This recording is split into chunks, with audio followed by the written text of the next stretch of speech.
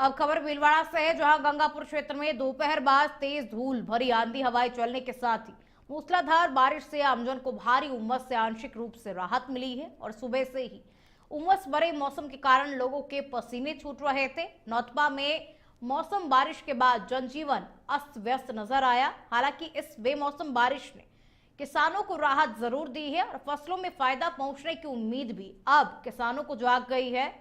तो अचानक से मौसम ने अपना रुख बदला, मूसलाधार बारिश भी हुई, गर्मी से राहत भी लोगों को मिली और किसानों को भी इसका फायदा पहुंचने की उम्मीद है।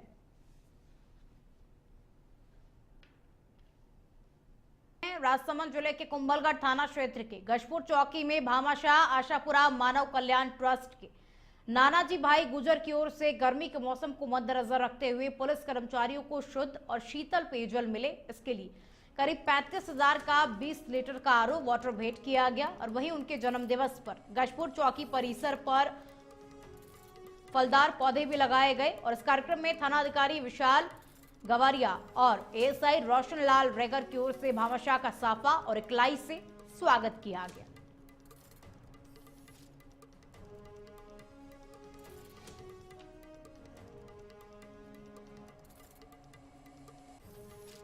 सीकर में अखिल भारतीय सैनिक स्कूल प्रवेश परीक्षा में पेपर लीक के आरोप लगाए जा रहे हैं, जिसे लेकर के आज स्कूली बच्चों, अभिभावकों और शिक्षकों ने ऑल इंडिया सैनिक एंड मिलिट्री संघर्ष समिति के बैनर तले कलेक्ट्रेट के बाहर प्रदर्शन किया। प्रदर्शनकारियों ने जमकर के नारेबाजी की और पेपर लीक के आरोपियों के खिलाफ सख्त कार्रवाई की मांग की। साथ जिला कलेक्टर को क्षेत्रीय शिक्षा मंत्री के नाम ज्ञापन सौंपा और जिसमें मामले की जांच और दोषियों पर कार्रवाई की मांग की गई। साथ ही पेपर दोबारा कराने की भी मांग की गई। तो देखिए, प्रदर्शन ही किया गया, दोषियों पर कार्रवाई को लेकर के प्रदर्शन किया गया।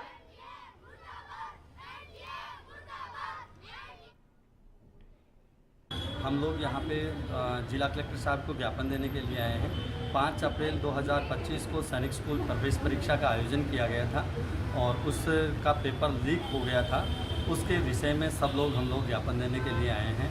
उसमें सबसे पहले 24 मार्च 2025 को 3 लोग मेरे पास में आए थे एकेडमी के अंदर। आके उन्होंने मेरे से बात की कि सर आपके एडमिशन पर्पज़ से आए थे कि बोले कि एडमिशन करवाना है, आपके रिजल्ट्स वगैरह का।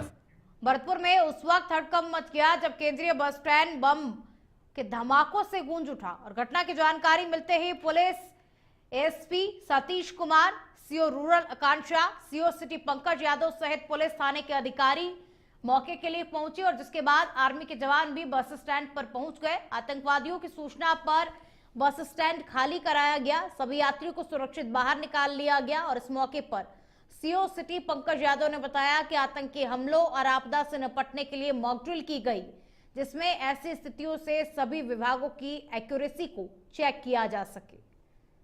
तो देखिए, ये मॉक ड्रिल की गई कि आपात स्थिति में किस तरीके से आपको संयम रखना है, किस तरीके से अपना बचाव करना है।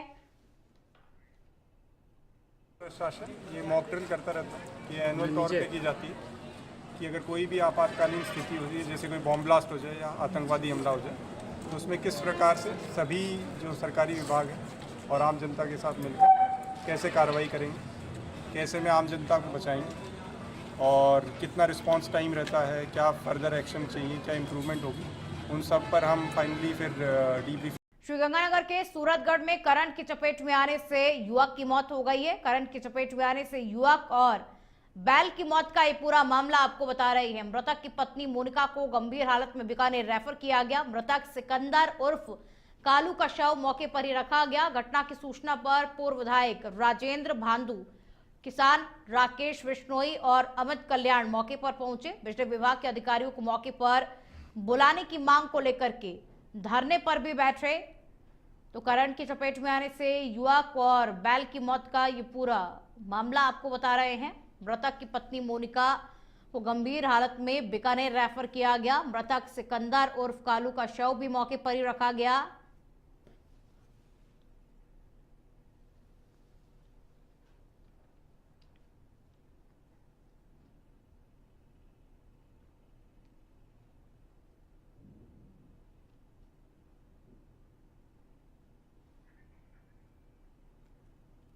तो मृतक की पत्नी मोनिका को गंभीर हालत में बीकानेर रेफर किया गया है। मृतक सिकंदर उर्फ कालू का शव मौके पर ही रखा गया। तो देखिए, बिजली विभाग के अधिकारियों को भी मौके पर बुलाने की मांग को लेकर के धरने पर भी लोग बैठे हुए हैं। पूर्व विधायक राजेंद्र भांदू मौके पर पहुंचे और करंट की चपेट में आने से युवक और बैल की मौत हुई। दीवाना से खबर है, आनंदपाल सिंह के छोटे भाई मंजीत पाल सिंह को धमकी मिली है।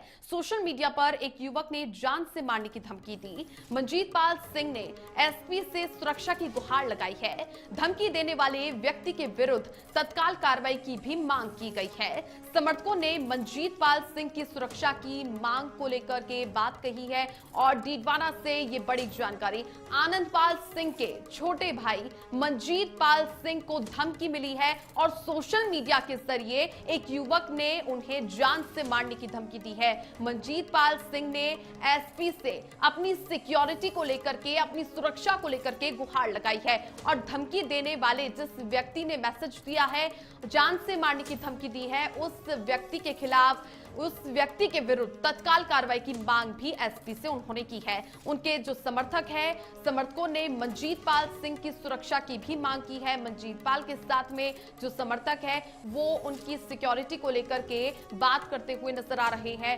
और जिस व्यक्ति ने उन्हें धमकी दी है उसके विरुद्ध भी तत्काल त्वरित प्रभाव से कार्रवाई की जाए, एक्शन लिया जाए। किस व्यक्ति ने उन्हें धमकी दी है, आखिर कौन यह अज्ञात व्यक्ति है, उसकी जांच पड़ताल पुलिस की ओर से की जाए, ये उनकी ओर से मांग की गई है। पुलिस थाना लालकोठी जयपुर पूर्व ने बड़ी कार्रवाई की है। कैदियों के फरार होने के प्लान को उन्होंने विफल किया। 4 बंदियों को एसएमएस हॉस्पिटल रेफर करने में मदद करने वाला बंदी आनंदी लाल, बंदी रफीक और भंवरलाल को एसएमएस के रेफर के बदले 20,000 रुपए ऑनलाइन ट्रांसफर करने वाले आरोपी को भी गिरफ्तार कर लिया है।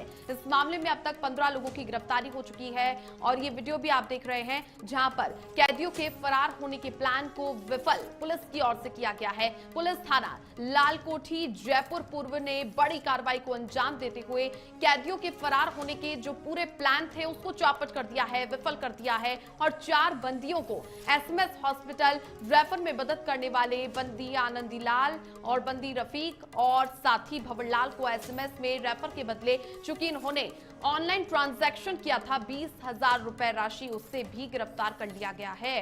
इस मामले में अब तक 15 जो लोग हैं उनकी गिरफ्तारी हो चुकी है। लालकोठी पुलिस की ये बड़ी कामयाबी।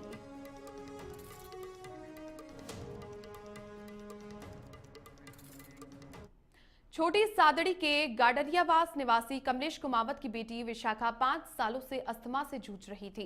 हर 15 दिन में उसे उदयपुर या फिर अहमदाबाद के अस्पतालों में चक्कर लगाने पड़ते थे। इसके साथ ही दवाइयों का भारी खर्च से परिवार की नींद भी उड़ गई थी, जिसकी समस्या का समाधान राजकीय आयुर्वेदिक औषधालय उदयपुर में डॉक्टर राहुल चंद्र रैगर के मार्गदर्शन में मिला। आयुर्वेदिक उपचार ने न केवल विशाखा को स्वस्थ किया बल्कि महंगे इलाज और दवाओं के साइड इफेक्ट से भी परिवार को बचाया। अब बच्ची बिना किसी सांस की तकलीफ के स्वस्थ है।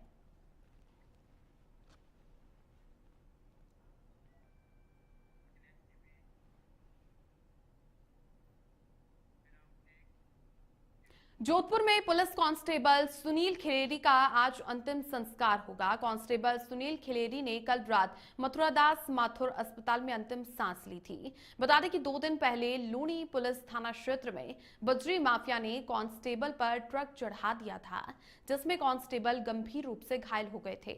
अस्पताल से सुनील खिलेरी की पार्थिव देह पुलिस लाइन लाई गई, जहां परिसर में कांस्टेबल खिलेरी को पुष्पांजलि और श्रद्धांजलि अर्पित की गई और गॉड ऑफ ऑनर भी दिया गया। वहीं इस दौरान police commissioner Rajendra Singh, DCP पश्चिम राजश्री राज वर्मा, डीसीपी पूर्व आलोक श्रीवास्तव सहित पुलिस कमिश्नरेट के आला अधिकारियों ने पुष्प चक्र चढ़ाकर सम्मानित किया। बता दें कि पैतृक गांव लोहागढ़ में अंतिम संस्कार उनका किया जाएगा।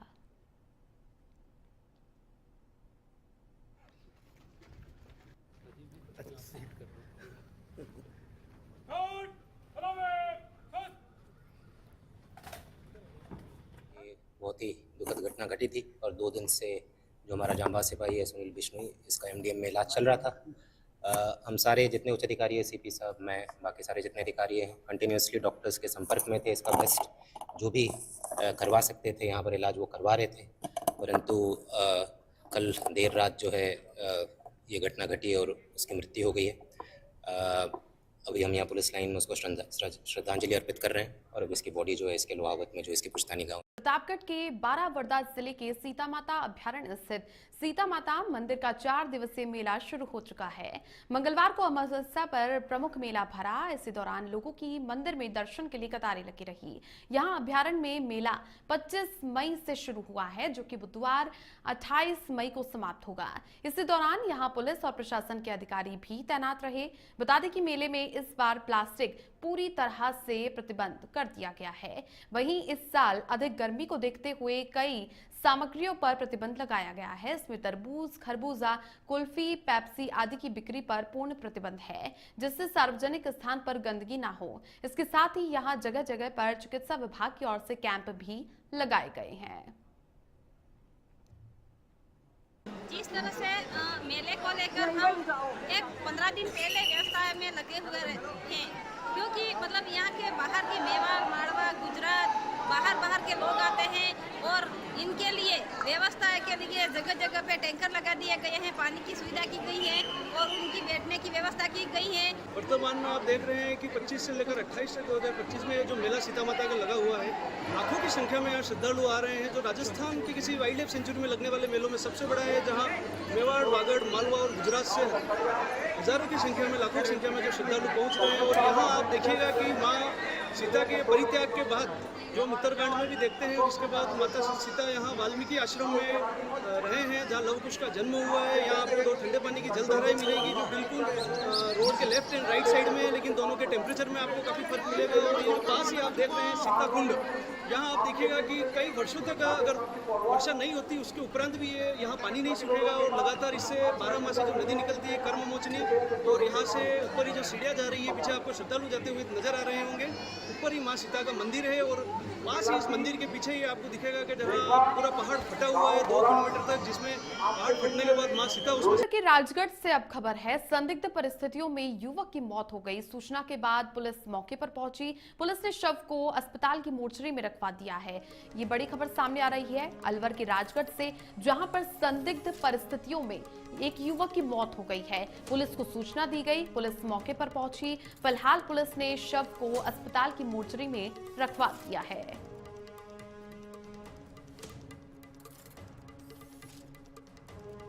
मुझे कि सरपंच दिघावड़ा ने फोन किया था कि वहाँ दिघावड़ा गांव में एक ही व्यक्ति की मृत्यु हो गई।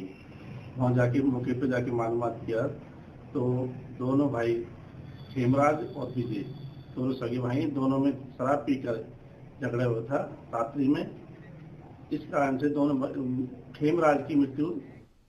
प्रदेश की बीजेपी सरकार लगातार वरिष्ठ नागरिकों को सशक्त करने की दिशा में कदम उठा रही है। इसी क्रम में जयपुर के इंदिरा गांधी पंचायती राज संस्थान के सभागार में वरिष्ठ नागरिकों के कल्याण और सशक्तिकरण पर आयोजित राज्य स्तरीय कार्यशाला का आयोजन किया गया, जिसमें सामाजिक न्याय एवं अधिकारिता मंत्री अविनाश गहलोत ने शिरकत की। इस दौरान उन्होंने संबोधित करते हुए वृद्धजन कल्याण के प्रति राजस्थान सरकार के दृढ़ निश्चय और योजनाओं से अवगत करवाया। गहलोत ने कहा कि राजस्थान सरकार का प्रयास है कि ऐसे समाज का निर्माण हो जहां बुजुर्गों को न केवल सहारा मिले, बल्कि वे खुद को समाज के सक्रिय और गौरवशाली अंग के रूप में अनुभव करें।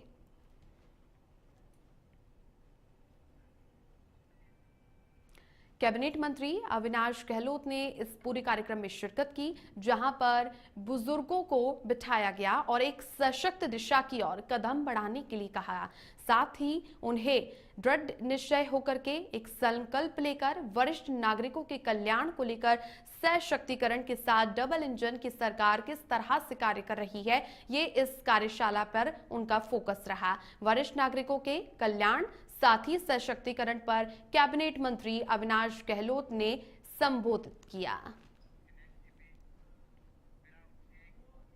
जयपुर रेलवे स्टेशन के निकट स्टेशन रोड पर नारकोटिक्स विभाग की टीम ने कार्रवाई की और मादक पदार्थ एमडी के साथ एक व्यक्ति को गिरफ्तार किया। संदिग्ध व्यक्ति ने स्पोर्ट्स शूज के इंसोल के नीचे 2 पॉलिथीन में अवैध ड्रग छिपा करके रखी हुई थी। आरोपी के पास से 150 ग्राम मेफेड्रोन बरामद की गई है। फिलहाल पुलिस ने संबंधित धाराओं में मामला दर्ज करके जांच पड़ताल करनी शुरू कर दी है। अवैध ड्रग्स के साथ में व्यक्ति को गिरफ्तार किया है और इस आरोपी के पास से करीब 150 ग्राम मेफेड्रोन को बरामद किया है। इसके साथ ही कई धाराओं में मामला दर्ज कर लिया गया है। संदिग्ध व्यक्ति ने स्पोर्ट्स शूज के इंसोल के नीचे 2 पॉलिथीन के अंदर इस अवैध ड्रग को छिपा करके रखा हुआ था। साथ ही नारकोटिक्स विभाग ने इस पूरी कार्रवाई को अंजाम देते हुए एक व्यक्ति को गिरफ्तार कर लिया है। मादक पदार्थ और एमडी के साथ में ये व्यक्ति को नारकोटिक्स विभाग की टीम ने गिरफ्तार किया है। जयपुर के रेलवे स्टेशन के पास ही स्टेशन रोड पर नारकोटिक्स विभाग ने इस पूरी कार्रवाई को अंजाम दिया है। इस युवक से फिलहाल पूछताछ चल रही है और भी इसके साथ में कितने लोग शामिल हो सकते हैं, आखिर ये ड्रग्स कहां से आई है, नारकोटिक्स विभाग की टीम फिलहाल इस व्यक्ति से पूछताछ करने में जुटी हुई है और माना यह जा रहा है कि और भी अन्य खुलासे होने की संभावना है।